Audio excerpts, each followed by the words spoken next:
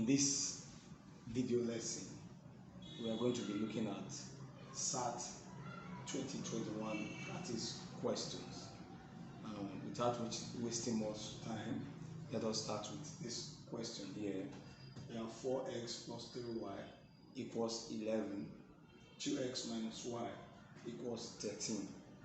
Which other pair xy satisfies the system of equation shown above? So we have the other pair in the options. A, we have minus 3 minus 12. B, we have 2 1. C, we have 5 minus 3.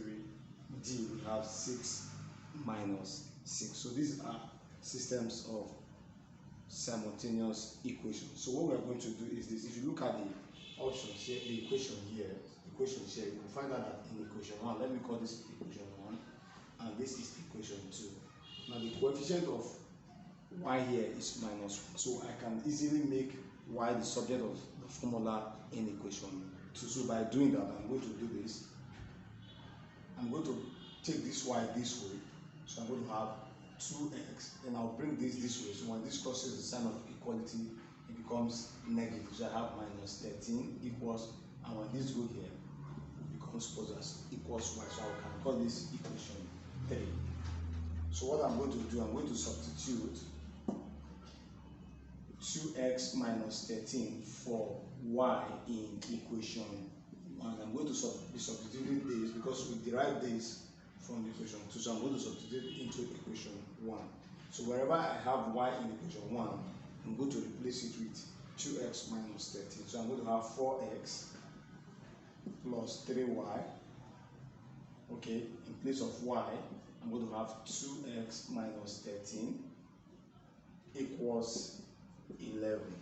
So I'm going to have 4x plus, on this, opening the bracket, I'm going to have 3 times 2x, that will give me 6x. 3 times minus 13, that's going to give me minus 39 equals 11.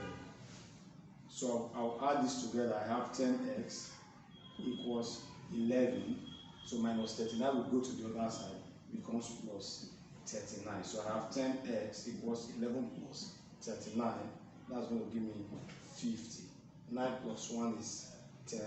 I'll carry 1 plus 1 plus 1 plus 3 is 4. 4 plus 1, 5. So I'll divide both sides by 10. So x equals 5. So when I divide this is going to give me 5. So what I'm going to do is to substitute this into equation 3. I'm going to substitute for x in equation 3 here to get my y. So I'm going to have 2x minus 13 is equal to y in equation 3. So y equals 2 times 5 minus 13. So 2 times 5 equals 10 minus 13. 10 minus 13 equals minus 3. So the correct option is C. So the correct option is what?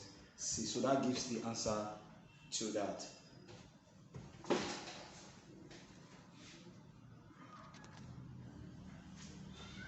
Okay, the next question is the amount of money a farmer earns selling peaches is directly proportional to the number of pounds of peaches sold. The farmer earns $16 selling 20 pounds of peaches. How much money will the farmer earn selling 100 pounds of peaches? A, $64, B, $80, C, $96, D, $125. So in this problem, we can find the amount the farmer will earn is selling one peach. So the amount earned is selling one peach.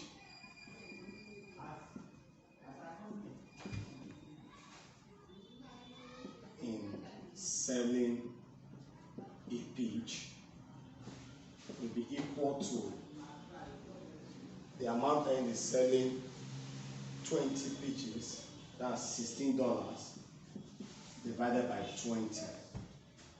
So the amount earned in selling 100 pounds of peaches. So amount earned in selling 100 pounds of peaches will be equal to the amount earned in selling 1 pound of peaches, 1 pound of peach times 100 pounds. So that is going to give us, $16 rather. So that is going to give us 20 here 1, 20 here 5, and 5 times 16 is equal to 80. So the correct option here is option B. So B is the correct answer. So it's $80.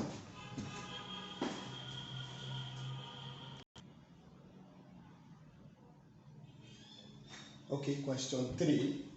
If a rectangle measures 18 centimeters by 36 centimeters, what is the length in centimeter of the diagonal?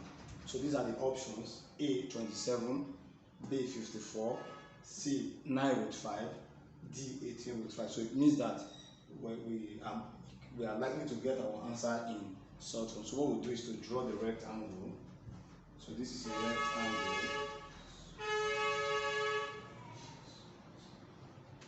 So the dimension of the rectangle is 36 centimeter by 18 centimeter. So you can draw a diagonal in any of them since the length, the opposite sides of the rectangles are equal. So if I do this, so this is going to give me the diagonal. So let's call this D. So this is a right angle triangle here. So this makes a right angle triangle. So D is equal to the square root of 36 squared plus 18 squared using Pythagoras theorem. The square of the hypotenuse is equal to the sum of the square of the other remaining side. So we can get this D equals the square root of 36. 36 squared is equal to 1,296 plus 18 squared 324. So we'll add that together. D equals square root of 324 plus 1,296. That will give us 1,620. So we can look for, because of the options, we have values given in short form. So we try to simplify this in short form. So let's first of all check whether we can find the square root of 1620. Obviously we cannot get that. So we can reduce this by dividing by 40. If I divide this by 40, because 20, I can divide 20 by 4. Okay. If I divide this by 40, I'm going to have okay, let's look for a perfect square that we can divide this with. So let's say 162 0 divided by 8, okay, divided by 4, 1,620 divided by 2,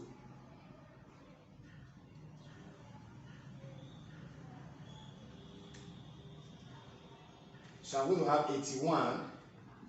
D equals square root of 81 times, okay, 81 is a perfect square, so I have 1,620 divided by 81, that gives me 20. So I have 81 times 20, so I can also get the perfect square from this. So I have D equals the square root of 81 times 4 times 5. So we can get the perfect square from this. This is a perfect square, this is a perfect, so we'll take the square root of this. I have D equals the square root of 81 is 9 times the square root of 4 is 2 root 5.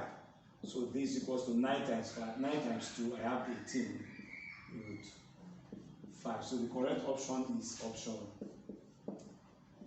D. That is the correct option.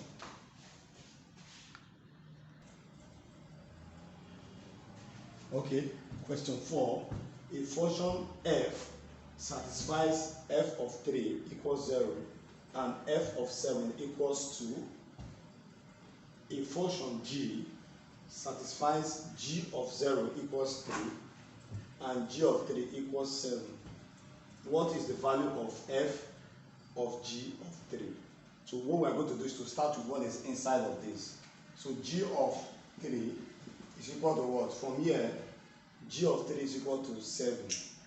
So that it therefore means that f of g of 3 is equals to f of 7. And that will give us f of 7 from the question is equal to what? 2. So the correct option is option B. F of g of 3 is equals to what? F of 7, which is equal to 2.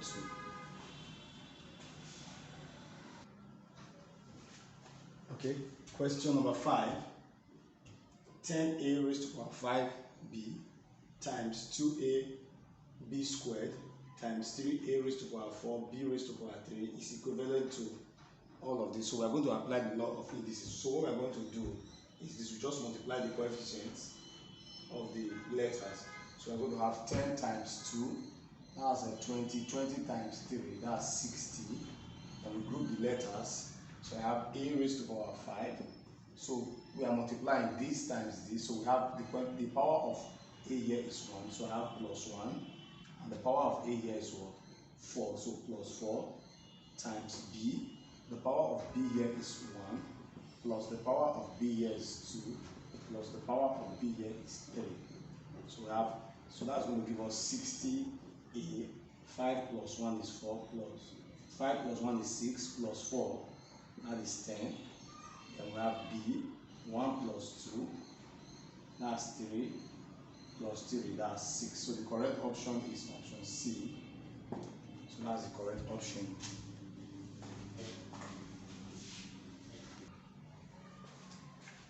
Okay, question 6.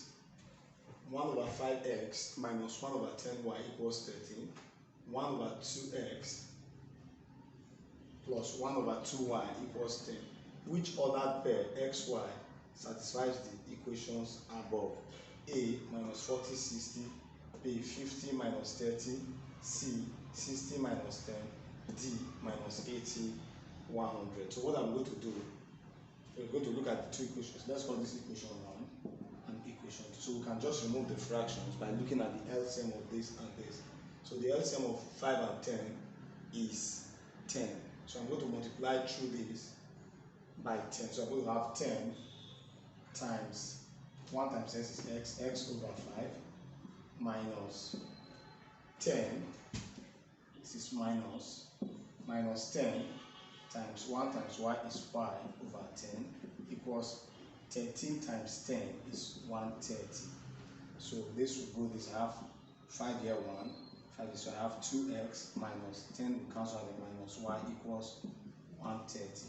Now the coefficient of this is just minus 1, so I can make this the subject of the formula. So let's just make sure I have, so I'm going to take this way, I have 2x minus 130 equals y. So I'll call this equation 2. We'll go back to this. So I'm going to do the same thing. So they have the same denominator, so the LCM is 2, so I'll just multiply through by 2. So I'm going to have 2 cancels out this, I have x plus 2 cancels out, I have y equals 20. So I'm going to call this equation 4. So what I'm going to do is just to substitute 2x minus 130 for y in equation 4. So by doing that, I'm going to have x plus 2x for y, 2x minus 130 equals 20. So I'm going to have x plus 2x, have 3x equals 20. When this goes, I have plus 130, 3x equals 150. So x equals 150 divided by 3. Of course, x is equal to 50. So we can substitute that for this. to get the value of y. So my y is going to be equal to 2 times 50, the value we had for x, minus 130 equals y. So therefore y equals 2 times 50 is 100 minus 130. Y equals minus 30. So the ordered pair should be 50 minus 30. So the correct option is option B. So that's the correct option.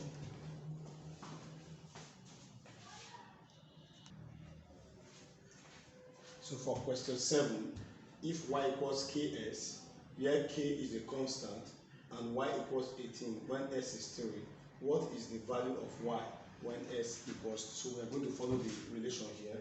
Y equals ks. When y is 18, we have k times x is 3. So what we are trying to look for is to find the value of k and use the relation to look for the value of y when s is equal to 2. So k is going to be equal to 18 divided by 3, and that will give us 6. So we can look for the value of y equals k 6 times 2 when s is equal to 2. So that is what? 12. And the correct option is what? Option what? D. Okay, for question 8, which of the following is equivalent to x plus y over x times y over x? So what we are simply going to do is just to multiply through this by this. So I'm going to have x times y over x plus y over x times y over x. So that is going to give us, so this is going to give us, this will cancel out this. I'm going to have y plus y times y is y squared, and s times s is x squared. So I think there's an error in the option. So this is going to be x squared. So the correct answer is option D. So we have a y plus y squared over what? X squared.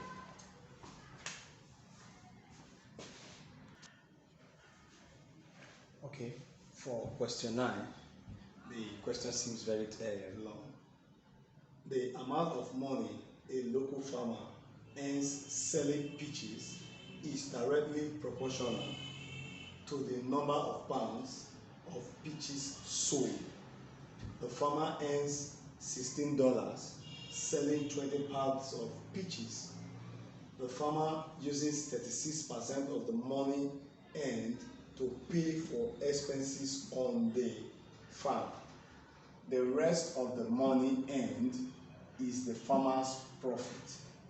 What is the profit the farmer makes selling 20 pounds of peaches?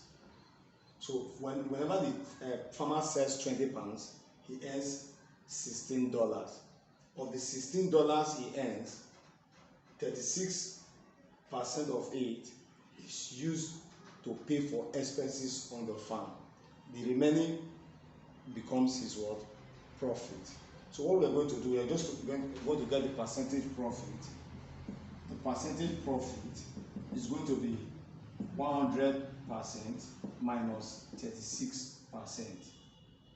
So subtract, because 36% of his earning is used on expenses, to pay for expenses on the farm. So this will give us 64%. So the profit made will be the percentage profit times the amount spent on selling 20 pounds of peaches, which is $16. So that's going to give us 64 times 16. 64 times 16 divided by 100. So that's $10.24. So we have $10.24. So the correct option is option D. That's the correct option.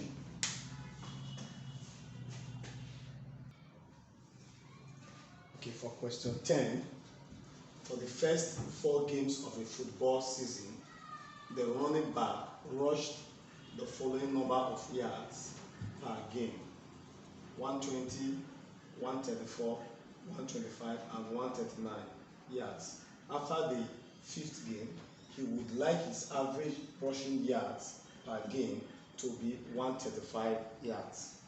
How many rushing yards does he need for the 5th game to attain this goal?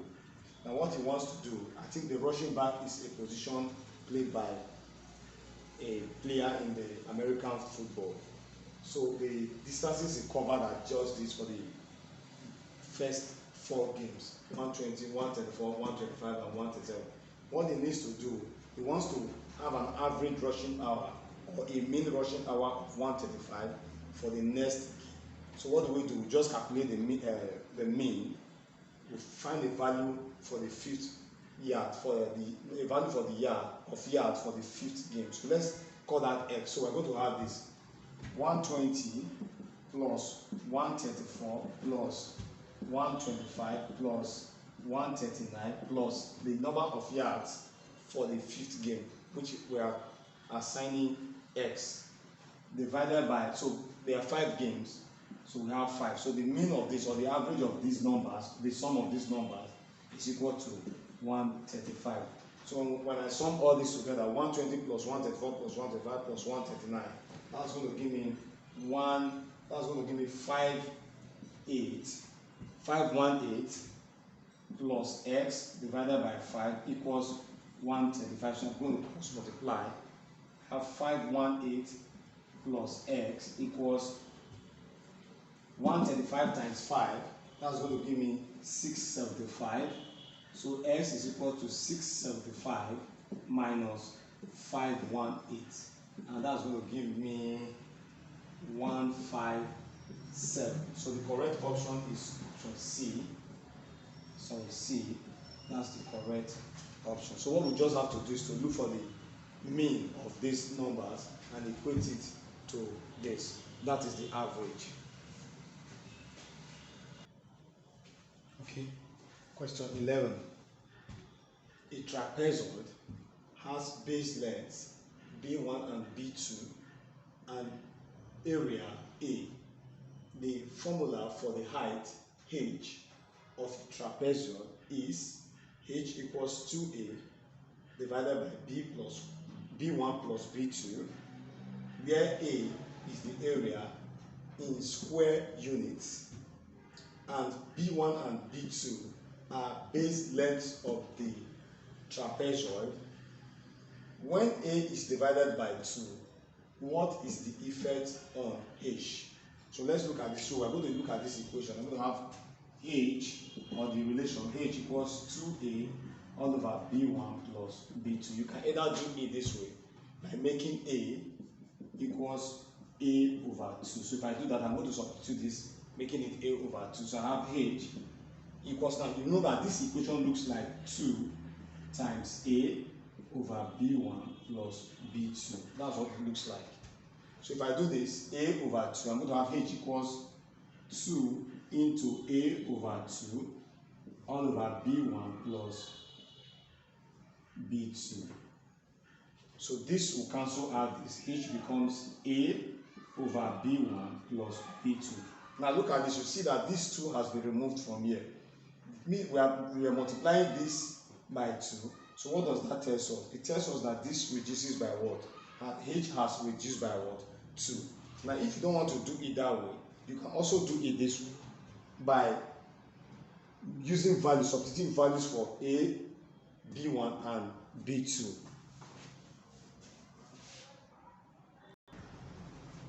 Okay, let a equals, let's say 10, b1 equals, let's say 2, b2 equals, let's say 3.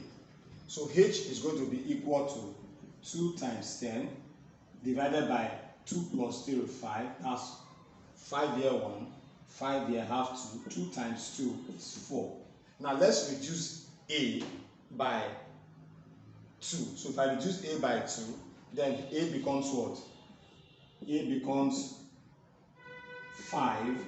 So I'm going to have h equals 2 times 5 divided by 2 plus 3, that's 5. 5 here 1, h is equal to what? 2. So 2 is half of what? A. So you either do it the first way or you just test by using what? Number. So what does that tell? It tells us that h is divided by what? 2. That's what it means. 4 divided by 2 is equal to what? 2. So the correct option is option B.